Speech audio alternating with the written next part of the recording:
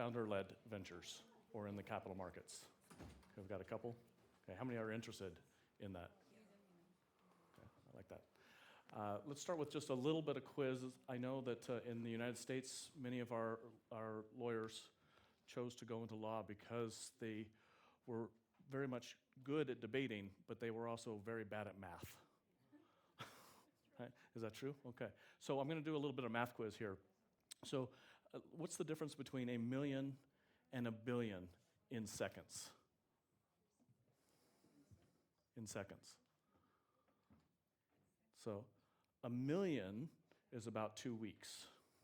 1 billion is 32 years.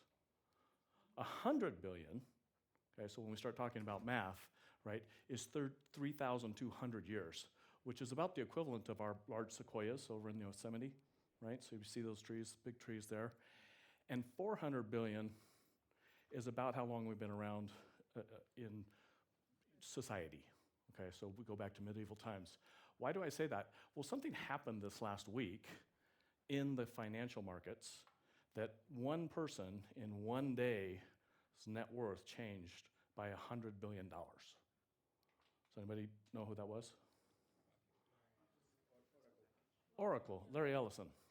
Now see, when I was early in my career, Larry Ellison was early in his career. Yes, I'm a little bit older. And I actually know down in Redwood City, I was down in Silicon Valley. And why I say that is $100 billion, when you put that in perspective, and a concentration of wealth and the capital markets that are going on in the United States. And we were talking about competition. Thank you. Competition. Is there a consolidation when NVIDIA does roughly 75% of one single part of that business, which is the processors that process for basically AI? And Oracle does a joint venture with them, and that joint venture ends up getting $100 billion net worth, and where the $400 billion came in is that's now how much Larry Ellison is worth. Okay? So when you put that in comparison, that in timelines, how much longer he lives, now he's looking pretty good for 82 years old, I think, but I don't know that he's going to live to be 32, or 32,000 years. But why I say that is because this last year, let's just go even for the second half of 2025 or first half of 25. What do you think the U.S. IPO market was still the biggest in the world? It was. Okay, so more companies listing in New York, right, on our exchanges than anywhere else. But what's interesting about that is 62% were not U.S. companies. So that's impacting everyone else in the world. Why would they come to the U.S., and why would there be a greater number of foreign companies in the U.S. or then in the U.S. filing on our exchange? This is a participatory part for you guys to talk in. So, and I love. So, I mean, any part of that is an interesting part. Does that interest you guys? Okay. So what it says is, I think one of the professors talked about capital markets. What do they require? What do capital markets require that we in this room all bring in? Now, I'm still in law, even though I'm not a lawyer. Stability. You've got to have stability of laws to be able to trust that the markets are going to be there. Because there's plenty of other markets that they could list in and probably get the liquidity event. But would they know that the markets are probably going to be reasonably stable in the law side? Now, here's the other statistic that's interesting. So 62% of the listings last year, or the first half of this year, were international companies. 93% of all international listings were done in the United States, all cross-border. Isn't that interesting? We've got a lot of other markets. So they didn't choose to go to any of those other markets, so this is a group that would know. Why is that?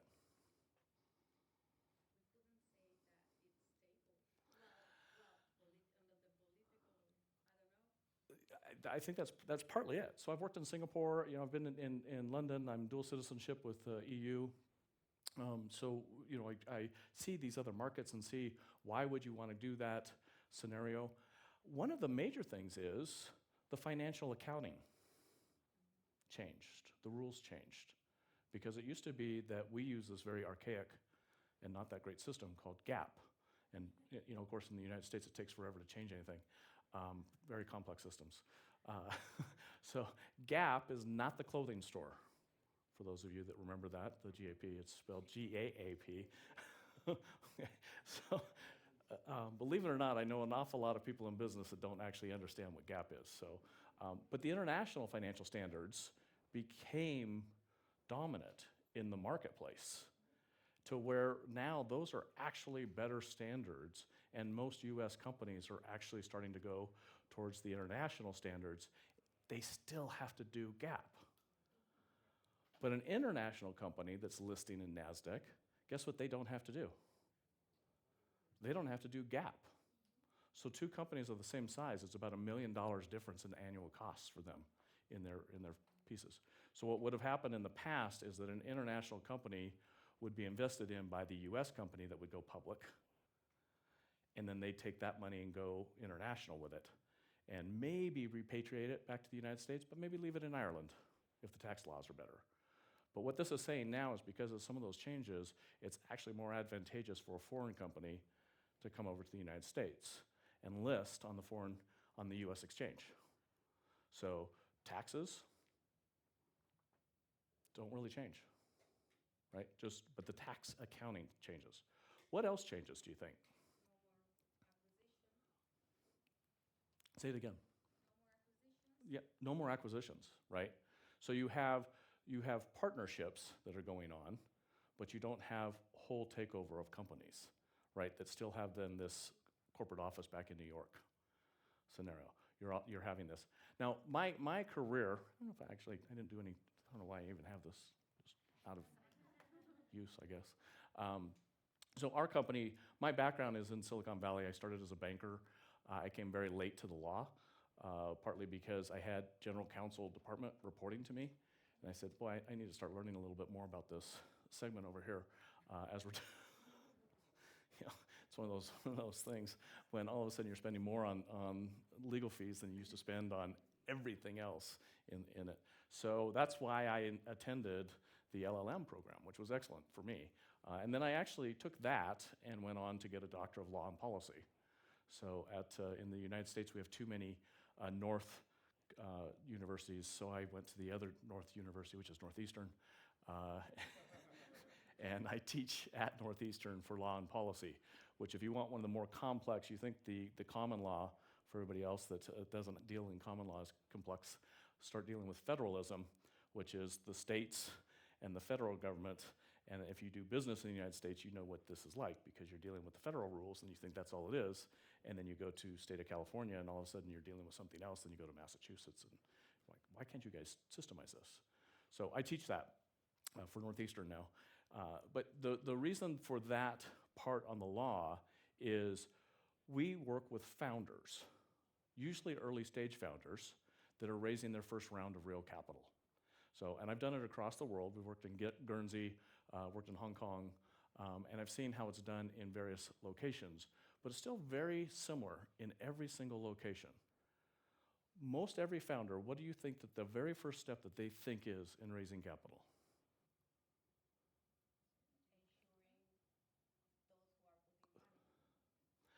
It's a little bit before that, calling the lawyer, right? They call the outside counsel, because this is first round of capital. They don't have inside counsel yet, right? So they call the outside counsel, and then what do they ask the outside counsel to do? Draft documents, right? Has anybody talked to a founder that has never raised capital before? Do you think they show up prepared? No. So we were talking about what's it like to be counsel to a founder when you're getting them through the documentation stage.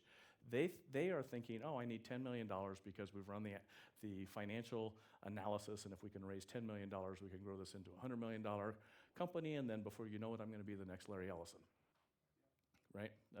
That sounds like the typical story, right? So, but how much goes in before you guys could ever even start drawing the documents? Deal size, yeah. What else? You know nothing, right? And does the founder know much? No. How much due diligence do you think they have set up in their company relative to everything that you're going to put in those documents saying that they actually do? Almost nothing, right? Can you imagine this? So, and then what happens in the United States? Do you think we have one or two regulatory companies that oversee founders when they first raise capital? No. We have, we have almost an unnumber of listing, right? So I love this. My daughter started a coffee shop. She's 38 years old now, but when she was finishing up her MBA, she decided she was going to be an entrepreneur. She starts a coffee and wine bar, and she opens up the store, and of course she's got labor laws that she has to worry about. Then she has the inspectors come by to see how clean everything is, and then they have to do a grease pit. Well, she says, we don't even serve food here, but no, we have to have a grease pit, so then that's a whole nother. Then the construction, the fire department, all the various things that come in to do that. All of these things are actually disclosures that go within a documents when you're raising capital, right? And then the best one was they're playing music. And she was smart enough to know, or had been learned, or maybe took advice from her dad. She was using a radio instead of a CD player. Why would that matter? Because of the intellectual property rights of music. Right. Who would know that? A lawyer. A lawyer. Right. But could you possibly give a new founder every single thing that they have to watch out for? Almost. Pretty close. Would they read it all? No. No. So how do they find out? When you have the problem. Experience. And what is it? It's another lawyer coming by who's going to, I hate to use the word extort them, but is actually going to extort them to pay a fine so that they don't, this is you know, it's kind of like how you used to watch Boston or New York, where you'd have the police officers in with the mob. Sometimes it feels like that with the regulators, right? But it's our job to make sure that those documents are right there. Now, why am I talking about this? Because this is just in the United States. What I really wanted to talk about with everybody here is the cross-pollinization of capital. How do we create products? How can we, from Silicon Valley and the entrepreneurial world, look at how can we get more ventures funded that can be cross-border ventures? And think about that. Because I don't know everybody's home rules. If I go into Peru, it's going to be different than if I go into Colombia. And if I go into the United States, it's going to be different throughout the states. Apparently, we should go to Switzerland. That's where I love to go ski, so it's all good up there. My classmates know that I ski a lot. I live in Lake Tahoe. So what ideas would you guys have if a founder was coming to you, and whatever countries that you're in, what would it be if they said, I want to open in the next door country? I'm doing something here. I want to raise capital. And by the way, I have investors from both countries. How does that start going in the documents? Yeah. So do you have to collaborate with a lawyer from the other country as well? Right. And then can you blend one set of documents, or do you do two separate fundings? You can blend them. Okay. So we've seen it in both ways, because again, in federalism in the US, if you raise capital just in, let's say, California, you can just live under California securities laws and not worry at all about US securities laws.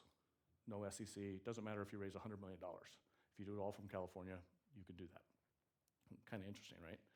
But if you take one investor, you have 10,000 investors, you have one investor that comes in from Texas, what just happened? You now are in an interstate offering, which means you just brought in the SEC. And so you just put all those other things in there. So it's the same way with the international side, is that if we are doing it in the US and we bring in 0 international investors into a US company, you can just do it in a state. Maybe you could do it in the SEC. But as soon as you bring in an international investor, what do you need to start complying with? International laws, believe it or not. So especially if you travel there. So in our cases, when we had an office in Guernsey, and we're doing business throughout Europe, we have to comply with every single law that we're doing. There's got to be a better way, don't you think? Not as lawyers. we all like that. So has anybody, who has raised capital in here or been part of a transaction that raised capital? So give me an idea of what it looked like. How much was it? Was it a public company? Was it a private company? Oh, you prepare a white paper with the investment memorandum,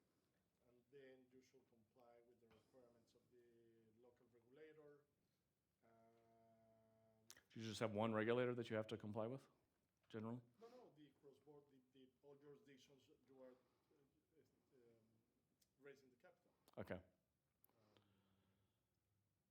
For example, if you are doing investment fund in the U.S., raising capital in U.S., Canada, with assets in Mexico, you should comply with the three jurisdictions, Canada, U.S., and Mexico. Perfect. And you can blend some documents, but others not. And we're seeing a lot more deals between the three countries. Yeah, absolutely. A lot, tremendous amount, which is interesting because we didn't used to see that. We saw a lot of international investment coming into the United States, but we didn't see necessarily a lot of U.S. investors going down into Mexico. Yeah. I think that the international structures that the Latin American venture capitals are using is to have a Canadian LP with a vehicle in the U.S. to raise the capital, and then the vehicles in each local jurisdiction to have the assets or to spread the investments. Okay. Yeah, that's what we're seeing as well. The tax law is corporate law. So Canada, U.S., Mexico, again, people that are everywhere else in the world know geography better than people that are in the U.S., but we actually have two border countries. A lot of people in the U.S. don't actually realize that sometimes. I laugh about it, but it's kind of funny. So what he's saying is you set up, the LPs are up in Canada, right? So they're generally a family office, or it's a collection of some of the pension funds. And then the GP is going to be in the US. And then the actual assets are down in Mexico. And then there's an operator, and then the fund is set up from Mexico. Yeah, maybe. Okay. I guess the operating expenses are done from Mexico. Yeah. What accounting system are they going to use in that one? Sorry? Which kind of accounting model are they going to follow? Well, usually international accounting system, but since we have the U.S. component, we should both. You still do GAAP. And international. Yeah. Okay. So, is that 3 minutes? Oh, cool. Okay. Wow. I'm like, hi. Okay. So what that is that's a very, I think, U.S.-centric scenario in that you have to do both, right? But we have an awful lot of money that goes into Mexico that's not actually from the United States. Is it easier if it's not from the United States? Should say no. No? No, it's the same. And then how much is buying real estate in the United States from Mexican investors? Do you do that as well? Mexico To the United States investment. No, I'm not an expert in real estate in the United States, but there is a lot of people that is doing some investments in industrial facilities, in house developments, etc. But I don't know how it works. Okay. Investment from Mexico to U.S. And then you're in Georgia. No. Well, I raised money in Washington State when I was not a lawyer and I didn't care about anything. So I didn't know about anything. You didn't know what, yeah. Yeah, so they figured it out. There were a lot of filings to do with the state business license, with the SEC, fundraising, etc. But they took care of it. And you did that for a business in Georgia? Is that right? No, No, in Washington. Oh, you were in the U.S. Okay. Oh, in Washington State. Okay. From the government side, we invested in Delaware venture capital, but I was dealing with from the government side as an LP. Got it. Okay. Oh, that's great. So I guess the point of the question was on the starting of the math scenario is you said the lawyers took care of it, right? Do the lawyers generally do the finance side of it? The math? No. How do they validate the math? They go back to they go back, or they get the outside finance people, right? So basically everything's in there. I think one of the biggest complexity things that we find for the founders is they don't really know, first of all the pieces that go into it. And your disclosures, regardless of where you are in the world, they don't explain it to the founders of what actually is needed to go into all of this. And then the third part of that is, as soon as they have the documents, how did you raise the capital? So it's great that you personally did it. Was it because you had the documents? No, it's a very complicated process. So you go out, you try to meet the investors. This takes months. So basically, we got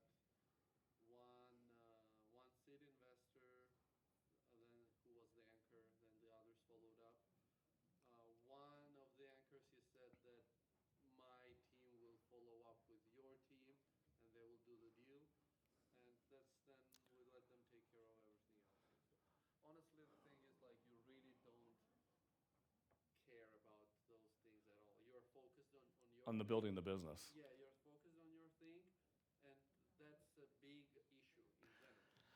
So that, I guess that's the piece that I wanted to talk about was crossing all the border lines.